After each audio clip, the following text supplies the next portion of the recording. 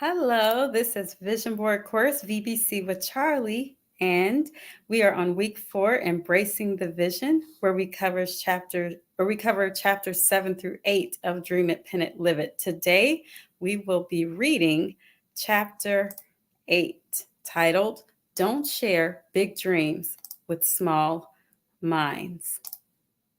8. Don't share big dreams with small minds. Who should see your dreams? So encourage each other and build each other up just as you are already doing. 1 Thessalonians 5, verse 11. Your success can be determined in part by those whom you surround yourself, but it can also be determined by those who you do not have around you. Small minded people have a way of sucking ambition right out of you. Big minds have a way of elevating you to reaching your highest potential. One of the most important decisions we make in life is choosing our friendships. Who you share your dreams with makes a difference in your ability to achieve those dreams. After all, when Joseph announced his big dream to his own family, they wanted to kill him. You might need to keep your mouth closed around certain people, perhaps even your closest family members. Who you spend your time with has a huge impact on the dreams you achieve. God will strategically place people in your life to inspire you to rise higher. Your enemy, Satan, will also strategically place people in your life to pull you down. Choose your associations wisely. If you spend time with someone who has cold or flu symptoms, you'll most likely catch what they have. If you invest most of your time with people who cause you to compromise, think small, and limit your potential, you will forfeit the dreams God has put in your heart. I've heard it said that if you want to see where your life will be over the next 5 years, look at the list of names in your cell phone. You become like those you spend the most time with. This tendency can be seen and heard in someone who moves to another country. Over time, they tend to pick up on the accent spoken in their new foreign home.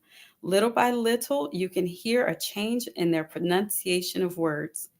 You are who you associate with. If you have friends who are generous, excellent in their appearance, live by a higher standard, and believe all things are possible with God, then you will rise to that level. At the same time, if you have friends who are unmotivated, negative, and content with where they are, you'll begin to imitate that behavior. We all need to make assessments of the people we are spending most of our time with and how they may be affecting our lives. Now, I'm not suggesting that you start cutting your friends and family out of your life because they have small dreams. I am recommending that you consider what type of impact their relationship has in your pursuit of what God has put in your heart. In reference to your big dreams and your list of goals, do your current close associations support those pursuits? Will they laugh at your vision board? Will they snicker and sarcastically reply in your dreams? Will they show disinterest in your ambitions because they think it's a waste of time and those types of dreams don't happen to people like us? If so, you need to consider distancing yourself or diminishing your time allocated to these types of associations. Misery loves company, as the saying goes. People who have accepted a lower standard of living and think dreaming is foolish will not aid or support your new realization. Do what you can to communicate encouragement with them, but if they choose to remain where they are, then you have a decision to make. I am not necessarily suggesting total abandonment unless you feel that is vital, but distancing yourself to a degree and limiting your exposure to their negativity will only help you. There are some things you cannot tolerate any longer if you're truly going to run after these long awaited dreams. Their pessimistic outlook on your future will bleed you dry of energy and make it impossible for you to reach your full potential. Nothing gets you off course faster than staying with the wrong crowd.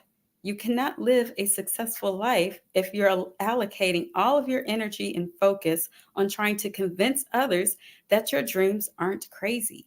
In some cases, you need to put your foot down and walk away.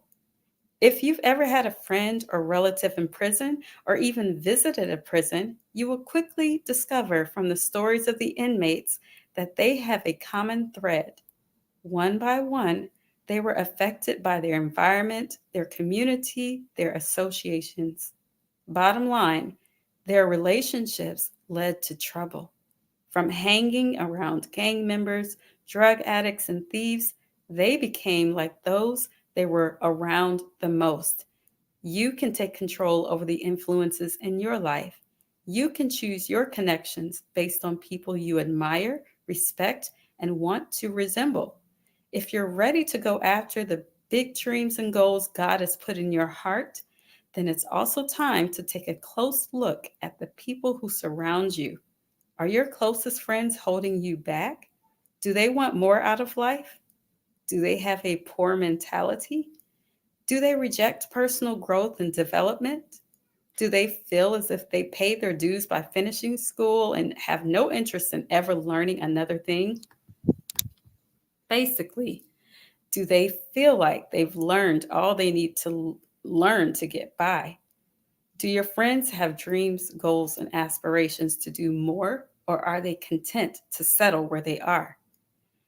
As you grow, enlarge your thinking and develop greater ambition, you will start to feel terribly unattached and uncomfortable around your old associations. Immediately, you will recognize your vocabulary is different, your outlooks are contrary, your topics of discussion are incompatible. Why? You have changed. You've grown. You want more out of life. You know God wants you to expand, increase, enlarge your capacity to dream. Who does not need to see your vision board? Number one, negative thinkers. Those who are pessimistic in their outlook or who find only problems and no solutions. They are not able to get past what looks difficult to see what can be. Number two, sleepwalkers. Those who have settled for mediocrity are what I would describe as sleepwalkers. They lack focus in their lives and are content to work, sleep, eat, repeat. They are on autopilot with their everyday lives and do not see beyond today. As Pastor Joel Sims puts it, if you never think beyond today, then what is tomorrow destined to look like? A carbon copy of today. Might as well sleepwalk through life. Number three, negative talkers. You do have control over what you say about your future, but you do not have control over what others say. Rather than have to consciously eliminate their negative, doubt filled words from replaying in your head, just avoid sharing your dreams with them altogether. Some words are poisonous and can take time and not allowing them to take root in your heart. Number four, gossipers. Successful people never worry about what others are doing. Success driven people do not waste their time talking about other people. They are too focused on achieving their own dreams to bother themselves with mindless chatter.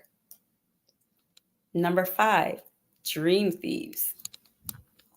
These are people who don't contribute to or support your dreams. Whether they put you and your dreams down or they tell you you'll never achieve them, they are robbing you of motivation, encouragement, and excitement. Intentional friendships. Since who you spend time with influences who you become, you may need some new relationships in your life. If you invest your time with successful, positive minded friends, you will become a more proactive goal achiever. Period. If you walk with wise men, you'll become wise, but the companion of fools will be destroyed. Proverbs chapter 13, verse 20 paraphrase. You will shape your future by choosing to spend time with people you aspire to be like. You must be very selective about your associations. Their habits, good or bad, tend to rub off on you. The activities you engage in, the books you read, the movies you watch, the people you choose to interact with, all influence your life and shape your identity. If you are surrounded by people who haven't grown in years and they are content with staying at the level they're on, then you won't see any need for growth in your life. However, you get around people who are investing in themselves, attending conferences, listening to audio messages, reading books, discussing their next plan, excited about their future, then you'll get on the bandwagon with them. We see this in sports when a ball player improves after being placed on a better team with better peers. People rise to the level of their positive surroundings. Connect with people who have skills and qualities that you admire and want to emulate in your life. Yes, it requires more confidence and may be a bit uncomfortable to surround yourself with quality people, but that means you're growing. As long as you're comfortable, you're not growing. If you're at the head of the class, then that means you're not learning anything. When you stop learning, you stagnate. You stop making progress. On purpose, get around people who make you feel a little awkward and uneasy because they are smarter, more educated, more successful, more financially wealthy, etc. Just by getting around people who are inspiring, optimistic, driven, disciplined, and highly motivated, you will catch their qualities. Success is contagious. The company you keep reflects your personality. Who you choose to surround yourself with speaks of your values. You are the mirror reflection of your influencers. It is better to be alone than in the wrong company. Tell me who your best friends are, and I will tell you who you are. If you run with wolves, you will learn how to howl. But if you associate with eagles, you will learn how to soar to great heights. John Mason. Want to be successful? Surround yourself with successful people. I read a story about a man who went from rags to riches after deciding to change his friendships. He looked around at his closest friendships and noticed that they equally hated hard work and had no intention or desire to improve themselves. Out of curiosity, he asked a very wealthy man who wasn't any more talented or more educated than he was how he was able to become a millionaire. The wealthy man simply said, "Keep the right company." So he did. He followed that advice by attending conventions and seminars to connect with people who wanted more out of life. As he began making connections with these new goal oriented people, he decided to make a list. The list was really simple. One column was for those who would improve the quality of his life, and the other column was for those who would drag him down. If an individual on the list could improve his life, he would spend as much time around them as possible. If someone could drag him down, he limited his time to no more than 5 minutes around them. After following his make or break list, he became a millionaire within 3 years. I read where Thomas Edison, Harvey Firestone, and Henry Ford had winter homes in Fort Myers, Florida. In fact, Edison and Ford purchased homes next door to each other. These men were all very successful in their own field of expertise, and they chose to associate closely with each other. I also discovered that American author, Pulitzer Prize, and Nobel Prize winner Ernest Hemingway had close associations with other up and coming writers. Their network helped influence each other and drove each other to write every single day. They challenged each other to continue perfecting their craft and improving their skills. Each of those close friends produced historic works of literature, including F. Scott Fitzgerald, author of The Great Gatsby, Virginia Woolf, author of To the Lighthouse, and James Joyce, author of Ulysses. Aristotle Onassis advised recent graduates to live in the best neighborhood in the most supportive city for the sake of their personal and professional lives. Even if you have to take a room in the attic, said Onassis. He was convinced that you would absorb the lifestyle and mindset of the environment by osmosis and thereby rise to its level.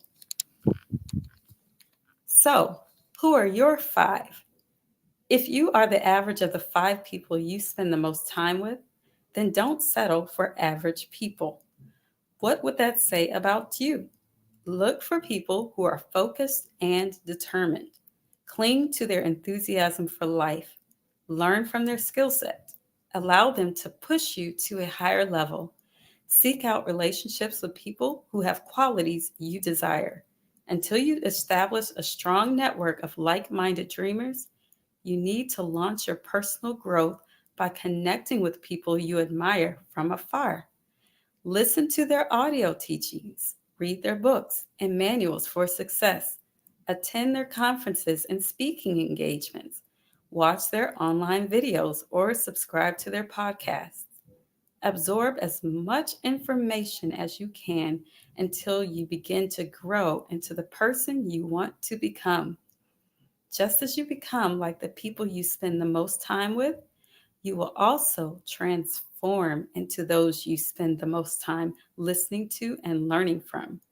Being exposed to their teaching is similar to interacting with them. I love when I meet people who say to me, Terri, I feel like I know you. You ride in the car with me every day to work, or I work out with you every day, or you put me to sleep every night. Honestly, I'm not sure how I feel about that last one. All joking aside, that is exactly how I transformed my thinking years ago and began dreaming bigger through the exposure of other big dreamers by audio recordings and books. Be selective about your closest associations. Choose on purpose to, to surround yourself with greatness, and you too will become great. Action step. Make a list of the 5 people closest friends who surround you. Identify at least one quality you admire most about each one. On a scale of 1 to 10, how would you rate their ambition?